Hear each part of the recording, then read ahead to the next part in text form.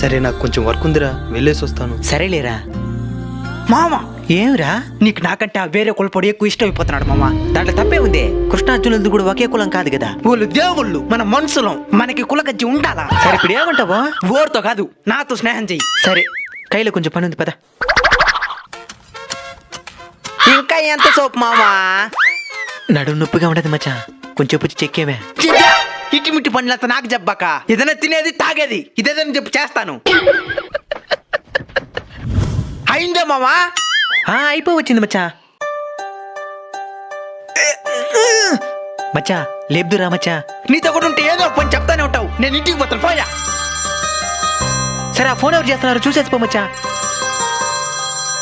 Hello, నేను సుభాష్ని మాట్లాడుతున్నాను. నువ్వా మామా? నీ ఫ్రెండ్ ఫోన్ చేశాడు. ఎక్కడున్నారు? తల నుంచి కైలేను కష్టపడుతున్నాడు, నన్ను కూడా చంపుతున్నాడు. సరే సరే. మాట్లాడుతుంటేనే కట్ చేసాడు. ఇలాంటి వాడితో స్నేహం చేస్తావు నువ్వు? చెప్పుంటే నేను కూడా వచ్చుంటాను కదరా. అయిపోయింది లేరా, మోపలిపి చాలు.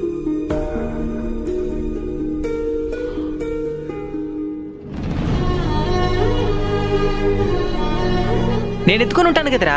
తెల్లారి నుంచి కష్టపడుతున్నావు, ఇంకెక్కడ తేగలుగుతావు? నేను తెస్తాలే కాని పదా.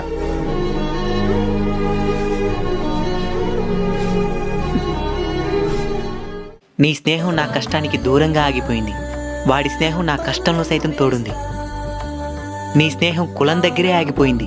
వాడి స్నేహం నేను కాటిలో కాలేంత వరకు నాతోనే ఉంటుంది. కులాన్ని పక్కన పెట్టేసిన స్నేహమే సమాజానికి ఎంతో నేర్పుతుంది.